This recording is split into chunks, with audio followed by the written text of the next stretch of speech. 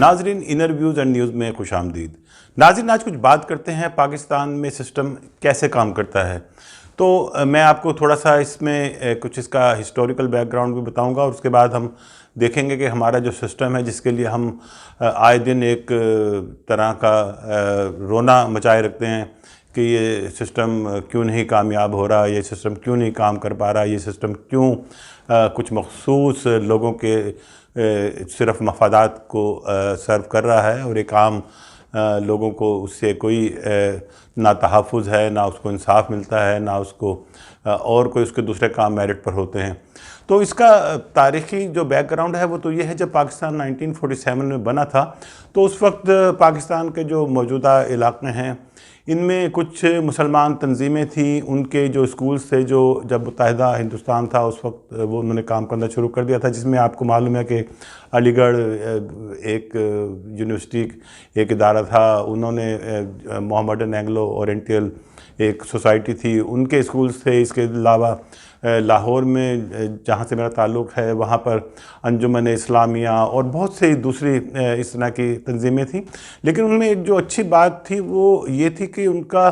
جو monitoring system تھا وہ بہت ہی اسٹرانگ تھا۔ وہ اکثر سرپرائزنگ وزٹ ان کے جو عہدیداران تھے وہ اسکولوں کے کیا کرتے تھے، اور وہ اکثر کلاس میں آ کر بچوں سے مختلف طرح کے سوالات کر کے یہ اندازہ لگانے کی کوشش کرتے تھے کہ ان کا معیار تعلیم کیسا ہے، اور اس کے ساتھ ساتھ جب اینول یا دوسرے ایگزامز وغیرہ ہوا کرتے تھے تو اس کے ریزلٹس وغیرہ کے اوپر بھی کافی ان کی میٹنگز ہوتی تھیں، اور اس کے ساتھ ساتھ وہ ٹیچرز کے لیے مختلف قسم کے پروگرامز، اور خاص طور پہ ان کی یہ کوشش رہا کرتی تھی کہ ٹیچنگ کی سائٹ پر وہ لوگ آئیں جو واقعی اس پروفیشن سے کمیٹڈ ہوں۔ کے ساتھ ساتھ کرسچن مشنری اسکول تھے۔ اب وہ ان کا ایک اپنا آپ کو معلوم ہے، چونکہ ہم برطانیہ کی کالونی رہے تو وہ برطانیہ والے چونکہ ان کا پلان تو اصل میں یہی تھا کہ وہ صرف ہمیں زمین دے گئے تھے، قبضہ تو انہوں نے اپنے پاس ہی رکھا ہوا تھا اور اب تک ان کے پاس ہی ہے۔ تو وہ اس سلسلے کو قائم رکھنے کے لیے ان کو ضرورت تھی کہ یہاں پر ان کے ہی مطلب جو ایجوکیٹ کیے ہوئے لوگ جو ہیں مختلف اداروں کو سنبھالیں، تاکہ وہ ان کے ایک سافٹ امیج جو سو کالڈ ہوتا ہے اس کو آگے چلانے میں مددگار ثابت ہوں۔ یہ سلسلہ اس طرح چل رہا تھا، اور اس زمانے میں اگر آپ دیکھیں، آپ اپنے بزرگوں سے اگر پوچھیں، چونکہ ہماری کتابوں وغیرہ میں تو یہ چیزیں نہیں ملتی، تو آپ کو پتہ چلے گا کہ اس زمانے کی ہماری جو بیوروکریسی تھی، اس زمانے کی ہماری پالیس تھی، اس زمانے کے ہمارے کچھ قانون کا جو نظام تھا وہ بھی کسی حد تک کچھ بہتر تھا، کیونکہ یہ اصل میں نظام جتنا بھی تھا یہ سب ہم نے انگریزوں سے انہیرٹ کیا تھا، تو اسی نظام کو ہم لے کے چل رہے تھے۔ بلکہ ابھی تک اگر آپ دیکھیں تو ہمارا جو قانون کا جو سسٹم ہے وہ تو ابھی تک وہی چل رہا ہے، کچھ چند ایک اس میں وقت کے ساتھ ساتھ کچھ ترامیم ہوتی رہی ہیں، لیکن ابھی تک اگر آپ دیکھیں تو وہی انگریز کے پرانے لاز جو ہیں وہ جو بنا گیا تھا وہ ابھی تک ہم انہی کو فالو کر رہے ہیں، اور اس کی ایک ہمارے نظام جو ہمارا عدالتی نظام ہے خاص طور پر اس میں اس کی ایک بہت بڑی کمزوری کی وجہ یہ جو انگریزوں کا دیا ہوا سسٹم ہے وہ بھی ایک وجہ ہے، بلکہ ایک بڑی وجہ وہی ہے۔ پھر اس کے بعد ہم دیکھتے ہیں جب 1971 میں سقوط ڈھاکہ ہوا، پاکستان دو ٹکڑوں میں تبدیل ہو گیا، ایک حصہ جس کو مشرقی پاکستان کہا کرتے تھے وہ بنگلہ دیش بن گیا۔ اب اس کے جو بھی اس کے محرکات اس بنگلہ دیش بننے کے، اور جو ہمارا جو اس میں جو کردار رہا مغربی پاکستان کی اسٹیبلشمنٹ کا یا ادھر کی یہاں کی بیوروکریسی کا، وہ ایک الگ داستان ہے، جو آپ کوشش کیا کریں کہ تھوڑا سا ان چیزوں کو بھی کبھی آپ کو موقع ملا کرے تو کبھی کبھار ہماری فضول گفتگو سننے کے علاوہ اس طرف بھی جا کر کچھ تھوڑا سا ہسٹری کو بھی دیکھا کریں کہ یہ حالات ان کے پیچھے اصل میں کیا محرکات ان چیزوں کے پیچھے رہے، جو اب ہم جس ایک بالکل کولیپس سسٹم کی طرف بڑھ چکے ہیں، اور تقریباً میں سمجھ رہا ہوں کہ کسی بھی دن یہ جو سسٹم ہے کسی کھائی میں گرنے والا ہے۔ دیکھیں اللہ پاکستان کی خیریت رکھے، اگر کوئی چند ایک ابھی ہمارے ہاں کوئی سنسیئر لوگ باقی بچے ہوں گے، میں خود ذاتی طور پہ سمجھتا ہوں کہ یہ بالکل ایک ناکارہ سسٹم ہے جو ہمیں مطلب کچھ خاص لوگوں کے مفادات کا تحفظ کرنے کے لیے ہمیں عطیے میں دے دیا گیا تھا، اور اس میں آپ سب جانتے ہیں کہ ہم کن لوگوں کے مفادات سرو کر رہے ہیں. وہ میں آپ کو کسی اگلے پروگرام میں بتاؤں گا کہ ہمارے ہاں کس طرح جو ہماری جو فوج کا ادارہ ہے, جو خاص طور پہ جو ہماری فوج کی جو ایلیٹ ہے اس کو, اور جو ہماری بیوروکریسی کی جو ایلیٹ ہے, اس کے ساتھ ساتھ ہماری جو عدلیہ میں جو کام کر رہے ججز حضرات, ان کا تھوڑا سا میں آپ کو بتاؤں گا کہ کیسے ان کو کئی لوگوں کو پتہ بھی نہیں ہوتا اور وہ کیسے ایک انٹرنیشنل اسٹیبلشمنٹ کے لیے استعمال ہو رہے ہوتے ہیں. تو یہ اس کو کسی اور وقت کے لیے رکھتے ہیں. ابھی ہم بات کرتے ہیں پھر جس طرح میں آپ کو بتا رہا تھا کہ سقوط ڈھاکہ ہوا, اور سقوط ڈھاکہ کے بعد بھٹو صاحب اقتدار میں آئے, تو وہ اس وقت پھر جب بھٹو صاحب کی حکومت آئی تو ان کا ذہن کچھ تھوڑا وہ کمیونزم سے متاثر تھے. تو ایک انہوں نے اپنا سسٹم, ایک جس کو وہ کہا کرتے تھے کہ سوشلزم پاکستان کی معیشت ہے, اسلام ہمارا دین ہے, اور جو اصل طاقت کا سر چشمہ ہے وہ عوام ہے. تو یہ ان کا سلوگن رہا اپنے جو انہوں نے ایک جب یہ اپنی پارٹی پیپلز پارٹی بنائی, اور اس کے بعد جب وہ آئے تو ان کے ساتھ جو لوگ اس وقت پارٹی میں تھے, بہت سارے ایسے لوگ تھے. شیخ رشید احمد صاحب بھی ایک ہوا کرتے تھے. یہ میں ان شیخ رشید کی بات نہیں کر رہا, وہ ایک شیخ رشید احمد بڑے ہی کمیٹڈ سوشلسٹ یا کمیونسٹ آپ ان کو کہہ سکتے ہیں, وہ اس ٹائپ کے تھے. ہمارے اس وقت بھٹو صاحب کے کیبنٹ میں ہیلتھ منسٹر بھی وہ رہے. اس کے ساتھ ڈاکٹر مبشر حسن تھے جنہوں نے سارا یہ جو ان کا فنانشل سسٹم, چونکہ وہ ان کے فائنانس منسٹر بھی رہے, تو یہ سارا انہوں نے پھر ڈرافٹ کیا تھا. تو اس میں پھر انہوں نے تمام اسکولز اور ایون ہماری تمام جو انڈسٹری تھی اس کو نیشنلائز کر لیا. اور یہ میں سمجھتا ہوں کہ انہوں نے چیز تو یہ ایک گڈ فیتھ میں کی تھی, لیکن اس کا جو اثر تھا وہ بہت ہی اس کا نیگیٹو ہوا. اس کی وجہ یہ تھی کہ انہوں نے ہم لوگوں کے جو مزاج تھے, ہم لوگوں کی جو نفسیات تھی, اس کو سمجھے بغیر یہ سٹیپ اٹھا لیا تھا. کیونکہ آپ لوگ جانتے ہوں گے کہ ہم بیسیکلی جو ہمارے یہ بر صغیر کے لوگ ہیں, خاص طور پہ پاکستان وغیرہ کے جو علاقوں میں ہم دیکھتے ہیں, ہم لوگ کچھ سہل پسند واقع ہوئے ہیں. ہم لوگ محنت سے جی چراتے ہیں, ہماری کوشش ہوتی ہے کہ بس ہمیں پکی پکائی مل جائے. تو وہ کچھ اس طرح کا ہمارا مزاج تھا. تو وہ جب انہوں نے اسکولز کو نیشنلائز کیا تو اس سے یہ ہوا کہ جو ہمارا استاد تھا, جو پہلے بہت کمٹمنٹ کے ساتھ پڑھاتا تھا, اس لیے پڑھاتا تھا کمٹمنٹ کے ساتھ کہ اس کے اوپر چیک ہوا کرتے تھے. ایک مانیٹرنگ سسٹم تھا جو وہ میں نے جیسے آپ کو پہلے بتایا کہ وہ ان تنظیموں نے اپنے طور پہ بنا رکھے تھے. تو وہ ان کا جو مانیٹرنگ سسٹم تھا وہ پھر جب اسکول نیشنلائز ہوئے تو وہ ختم ہو گیا. مجھے اچھی طرح یاد ہے کہ ہم اس زمانے میں جس کلاس میں پڑھتے تھے تو ہمیں بغیر امتحان لیے انہوں نے پروموٹ کر دیا گیا. سالانہ امتحان ہمارے نہیں لیے گئے. ہم بڑے خوش تھے کہ واہ جی واہ, یہ تو مطلب مزہ آ گیا, نہ آپ کو تیاری کرنی پڑی نہ کچھ, اور اگلی کلاس میں پروموٹ ہو گئی. غالباً اس وقت میں کلاس 4 یا 5 میں پڑھا کرتا تھا جس وقت کی یہ میں آپ کو بات بتا رہا ہوں. اسی طرح انڈسٹری کے ساتھ بہت یہ نقصان ہوا کہ جو پھر انڈسٹریلسٹ تھے ہمارے بہت سے, انہوں نے اپنا سرمایہ پاکستان سے نکالا, اور جو انڈسٹری جو پاکستان میں رہ گئی تھی اس میں جو مزدور یونینیں بن گئیں, اور انہوں نے پھر مزدوروں نے کام کرنے کے بجائے مالکوں کے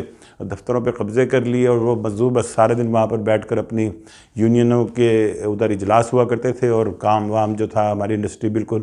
ٹھپ ہو کر رہ گئی تھی. تو یہ تو ایک ان کا نیگیٹو, بہرحال بہت ہی جس کا نیگیٹو امپیکٹ آیا ہماری ساری اکانومی پہ, اور ہماری جو جیسے میں نے کہا کہ ہماری ایجوکیشن کے اوپر اس کا ساتھ میں بہت برا اثر پڑا. خیر وہ پھر 1977 میں بھٹو صاحب کی حکومت چلی گئی, ضیاء الحق صاحب آ گئے. ضیاء الحق صاحب نے اس کو مزید فردر کچھ چیزوں کو تباہ کیا, خاص طور پہ ایجوکیشن میں. انہوں نے کچھ چیزیں تو ایسا پرائیویٹائز کیں, ان کے مالکان کو واپس کیں, لیکن اس کے ساتھ انہوں نے بھی ایجوکیشن کے ساتھ کوئی اچھا سلوک نہیں کیا. تو ایک یہ سلسلہ جو تھا یہ آپ سمجھ لیں کہ 70s میں شروع ہوا تھا. تو اس کے بعد اب جو ہمارے پاس جو اس وقت کلاس ہے وہ والی ہی کلاس ہے زیادہ, جو اس زمانے کے گریجویٹس ہیں, اس زمانے کے جو جن لوگوں نے ڈگریاں حاصل کر رکھی ہیں. تو اس میں پھر بہت ساری چیزیں ایسی آتی چلی گئی، چونکہ سسٹم جو ایجوکیشن کا تھا وہ بالکل تقریباً خراب ہو گیا تھا. لوگ اپنے طور پہ اپنے بچوں کو ٹیوشنز پڑھا کر اور دوسرے طریقوں سے کوشش کرتے تھے کہ وہ اپنے جو ایگزامز ہیں، اپنے امتحان ہیں، ان میں کامیابی حاصل کریں. خاص طور پہ جو بورڈ وغیرہ کے اور یونیورسٹیز کے ایگزامز ہوا کرتے تھے، اس میں پھر انفیئر مینز بھی چلنے شروع ہو گئے. جب لوگوں نے دیکھا کہ اب بچے نے پورا سال تو اس نے یہ سبجیکٹ پڑھا نہیں، ٹیوشن جس سے پڑھنے جاتے تھے اس نے بھی پوری طرح اس کورس کو کور نہیں کیا، تو کئی دفعہ پھر وہ بیچ میں نے جیسا کہا کہ انفیئر مینز اس میں استعمال ہونے لگے. بچے جو تھے وہ بس ان چیزوں سے اسی طرح غلط پریکٹس کے ساتھ اپنے سرٹیفکیٹس یا ڈگریز تو حاصل کرتے رہے، لیکن وہ جو ایک معیار ان کا ہونا چاہیے تھا وہ ان کے اندر پھر نہیں ہوتا تھا. تو وہ ہمیں پھر انہی لوگوں میں سے لوگ پھر بیوروکریسی میں جاتے تھے، انہی لوگوں میں لوگ وکالت پڑھ کے پھر ججز بنا کرتے تھے عدالتوں کے، اور بنتے ہیں. اور پھر انہی جو اویلیبل جو آپ سمجھ لیں کہ میٹیریل تھا، اسی سے ہماری فوج میں جو لوگ کمیشن وغیرہ حاصل کرتے تھے ادھر ہی سے جاتے تھے. لیکن فوج کے اندر یہ تھا کہ ان کا کچھ سلیکشن کا کرائٹیریا کچھ اتنا آپ کہہ لیں کہ سخت ہوتا تھا کہ وہ کوشش ان کی یہ ہوتی تھی کہ وہ اس جو ہے تھوڑا بہت جو دودھ تھا اس میں سے جو اوپر اس کی کریم تھی وہ نکال لیا کرتے تھے. اور آپ دیکھتے ہیں کہ ہمارے ماشاءاللہ جو فوجی افسران ہوتے ہیں بڑے سمارٹ ہوتے ہیں، ان کے جو دماغ ہوتے ہیں وہ اگر وہ 5-7 لوگوں کے درمیان میں بیٹھے ہوں تو وہ بڑے نمایاں اس میں ہوں گے. آپ دیکھیں گے کہ وہ خوب ان کی جو ایک اپنی اور خاص طور پہ کچھ ان کی ٹریننگ ایسی ہوتی ہے کہ میں نے دیکھا کہ میں 10-15 اگر آپ فوجی افسروں سے مختلف اوقات میں بیٹھ کر گپ شپ کریں تو آپ کو تمام کے تمام وہ ایک ہی قسم کے واقعات اپنے اوپر رکھ کر سنا رہے ہوتے ہیں. کہ جیسے آپ یہ سمجھیں کہ کسی نے یہ واقعہ سنایا کہ وہ جنگل میں ایک دفعہ ٹریننگ کر رہا تھا تو جنگل میں اس طرح کی ایک مطلب کچھ اس طرح کا واقعہ ہوا. تو اس طرح کے بہت سارے میں نے دیکھا کہ وہ کومن مطلب ان کے جو ہوتے ہیں واقعات وغیرہ وہ اکثر آپ کو اگر آپ کبھی تجربہ کریں، آپ 5-7 جو آفیسرز ہوتے ہیں فوج کے ان کے ساتھ مختلف اوقات میں اگر سٹنگ کریں، ان کے ساتھ گپ شپ کریں تو آپ کو معلوم ہوگا کہ یہ واقعہ تو فلاں کرنل صاحب نے بھی اپنے اوپر رکھ کے سنایا تھا. تو یہ سلسلہ وہاں پہ چلتا ہے. ادھر وہاں پر میرا خیال ہے کہ جھوٹ بولنے کو کی بڑی زبردست قسم کی ادھر پریکٹس کرائی جاتی ہے. اور باقی ہمارے جو دوسرے جو ڈپارٹمنٹس ہیں جیسے وکالت تو ہے ہی سارا مطلب جھوٹ کا پلندہ، جس میں تو یہاں تک کسی نے کہہ دیا کہ پیدا ہوئے وکیل تو شیطان نے کہا لو آج ہم بھی صاحب اولاد ہو گئے. تو وہی وکیل جھوٹ بول کر غلط حلف نامے جمع کرا کر قرآن شریف پر نعوذ باللہ غلط حلف اٹھا کر اور اٹھوا کر جو جس طرح کے کام کرتے ہیں وہ آپ آئے دن کچہریوں میں اور عدالتوں میں میرا خیال ایکسپیرینس کرتے ہوں گے. اسی طرح بیوروکریسی میں بھی یہی سلسلہ رہا کہ جیسے میں نے کہا کہ ایجوکیشن کا چونکہ سسٹم اتنا اچھا نہیں رہا تھا تو وہ اس کے اندر بھی جو لوگ بیوروکریسی میں آئے وہ بھی بس آپ سمجھیں کہ ان کا اکثریت کا آپ کہہ لیں کہ اللہ ہی حافظ تھا. تو یہ ایک سلسلہ ہے. اب یہ سلسلے کو اگر آپ یہ سمجھتے ہیں کہ یہ دنوں میں اگر اب اس وقت ہم جیسے ایک توقع کر رہے تھے کہ عمران خان صاحب کی حکومت آئی ہے اور وہ آ کے سسٹم کو دنوں میں ٹھیک کر دیں گے، تو ایسا ہرگز نہیں ہے. یہ اس وقت 75 سال کا آپ سمجھ لیں کہ ایک ہم نے اپنے اوپر ایک بوجھ لاد لیا ہوا ہے. تو یہ 75 سال کا جو بوجھ ہے اتنی آسانی سے ہلکا نہیں ہوگا. اس کے لیے بہت ہی لمبی، بہت ہی مشکل قسم کے جو آپ سمجھ لیں کہ ہمیں اپنے اداروں میں چینجز کرنی پڑیں گی، ہمیں رولز ریگولیشنز اپنے لاز کو بہتر بنانا پڑے گا. تو بہت ہی یہ ایک لمبا کام ہے. اور ہم لوگ جیسے میں نے کہا کہ سہل پسند تو ہوتے ہیں لیکن اس کے ساتھ ہم بے صبرے بھی ہیں اور ہم چاہتے ہیں کہ دنوں میں ہر چیز سامنے اس کے ریزلٹس آنے شروع ہو جائیں اور بس ہر طرف پھر جس کو کہتے ہیں کہ امن ہی امن اور چین ہی چین ہو. تو ایسا تو خیر نہیں ہوگا. اور اس کے ساتھ ساتھ آپ کو یہ بھی معلوم ہے کہ ہم ہمیشہ سے ہم نے دشمن ہی بنائے ہیں. ہم نے کبھی بھی کوشش نہیں کی کہ اپنے ہمسایوں کے ساتھ ایسے تعلقات رکھیں دنیا میں. مطلب ہم اور پھر وہ بات وہی پھر آ جاتی ہے کہ جب آپ اچھے لوگ، اچھے دانشور، اچھے ڈپلومیٹس، اچھے فوجی افسران یہ نہیں پیدا کریں گے تو پھر وہ جو ریزلٹس ہیں وہ ایسے ہی ہوں گے جو اب ہم اس وقت دیکھ رہے ہیں کہ ہر ادارے میں آپ دیکھیں کہ بہت برا حال ہے. کچھ تھوڑا بہت فوج کا صرف ایک، چونکہ ان کا ایک ڈسپلن ایسا ہے کہ جس کی وجہ سے ہم سمجھتے ہیں کہ انہوں نے کچھ حد تک اپنا وہ ایک بچا رکھا ہے. لیکن اس نے جو فوج کی ہماری جو قیادت رہی ہے گزشتہ یا اب بھی جو ہے، تو وہ ایک تھوڑا سا بہت بڑا گیپ ہے سویلینز اور فوج کے درمیان. اس کو وہ اپنے طریقے سے دور کرنے کی کوشش کرتے ہیں. وہ کبھی ISPR کا انہوں نے ایک محکمہ بنا دیا، وہ کبھی ڈرامے بنا کر، فلمز بنا کر، ٹی وی میں اشتہارات چلا کر، جنگی نغمے یا قومی ترانے بنا کر وہ اس کو اس چیز سے اس گیپ کو کور کرنے کی کوشش کرتے ہیں، جو میں سمجھتا ہوں کہ بہت ہی ایک غلط قسم کی پریکٹس ہے. وہ ان کو جو ایک پہلی بات تو یہ ہے کہ ان کو بہت زیادہ پبلک میں سامنے آنے کی ضرورت ہی نہیں ہونی چاہیے. آپ نے دیکھا ہوگا کہ ساری دنیا میں جو فوج کے جو افسران ہوتے ہیں وہ بالکل عام پبلک کے سامنے نہیں آتے، لیکن ہمارے ہاں پتہ نہیں کیا ایک عجیب سسٹم ہے کہ ہم لوگ اپنے آپ کو شاید ہر جگہ نمایاں کرنا چاہتے ہیں. ہماری کوشش یہ ہوتی ہے کہ ہر جگہ پہ ہم نظر آئیں، ہر جگہ پہ ہمارا فیڈ بیک بھی ہو، ہر جگہ ہماری بات بھی مانی جائے. تو بہت ساری ایسے ایریاز ہیں جن پہ بہت لمبے کام کرنے والے ہیں، اور میں نہیں سمجھتا کہ یہ شاید اتنی آسانی سے ہو سکیں گے. اب بھی ہم ایک امید لگا کے بیٹھے ہوئے ہیں کہ شاید کسی وقت 1 مہینے میں 2 مہینے میں پھر PTI کی حکومت آ جائے گی اور عمران خان صاحب علادین کا چراغ رگڑیں گے اور ہر چیز بالکل پرفیکٹ ہو جائے گی. تو ایسا نہیں ہے، کچھ ہمیں صبر بھی کرنا ہوگا اور اس کے لیے کوشش بھی کرنی ہوگی. صرف دعاؤں سے یا خواہشوں سے چیزیں نہیں بدلا کرتی، ہمیں اس کے لیے خود آگے آنا پڑے گا. ہمیں، جیسے میں نے اپنی ایک پچھلی ویڈیو میں کہا تھا، کہ ہمیں اپنا خود محاسبہ بھی کرنا پڑے گا. ہمیں اپنی غلطیوں کو دیکھنا ہوگا، ہمیں اپنی کوتاہیوں پہ خود پہلے ان کو دور کرنا ہوگا. اس کے بعد پھر جب تک ہم خود اپنے طور پر ہر آدمی اپنا اپنا رول نہیں پلے کرنا شروع کرے گا، تب تک پھر آپ یہ امید کر سکتے کہ ایک اکیلا عمران خان یا کوئی اور. ویسے تو مجھے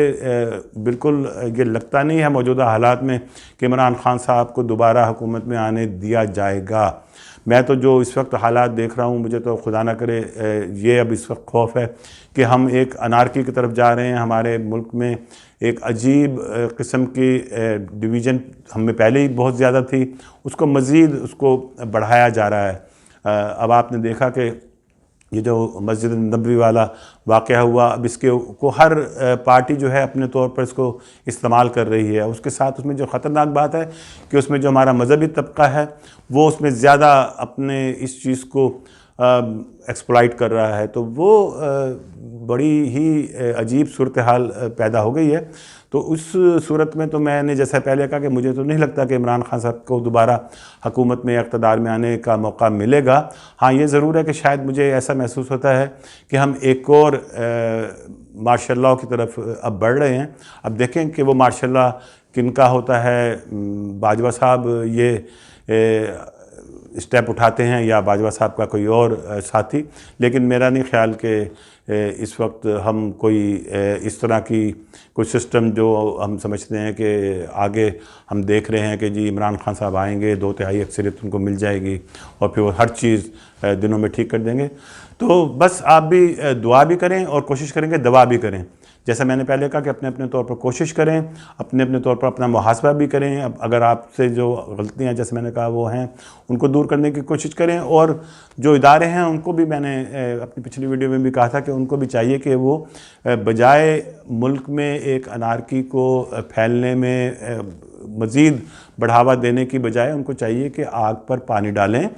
لوگوں کو، سیاسی لوگوں کو بھی، مذہبی لوگوں کو بھی، ان لوگوں کو اکٹھا کریں، ان کو ساتھ بٹھائیں، ایک ڈائیلاگ کروائیں اور پھر کوشش کریں کہ کچھ اس طرح کے اقدامات اٹھائے جائیں جس سے ہم ملک ہمارا امن کی طرف پہلے سب سے پہلے تو ہمیں بڑھنا چاہیے. سب سے پہلے ہمارے اندر رواداری پیدا ہونی چاہیے، ہمارے اندر لوگوں کو برداشت کرنے کا حوصلہ ہونا چاہیے. ایک دوسرے کو جب تک ہم برداشت نہیں کرنا شروع کریں گے تو ہم کیسے یہ سوچ سکتے ہیں کہ ہمارا ملک ترقی کی جانب جائے گا. تو بس یہی آج کے لیے ہے کہ اپنے آپ کو ٹھیک کرنے کی کوشش کریں. جب ہم خود ٹھیک ہو جائیں گے تو انشاءاللہ سسٹم بھی ٹھیک ہو جائے گا. خدا ہمارا حامی و ناصر ہو. پاکستان زندہ باد.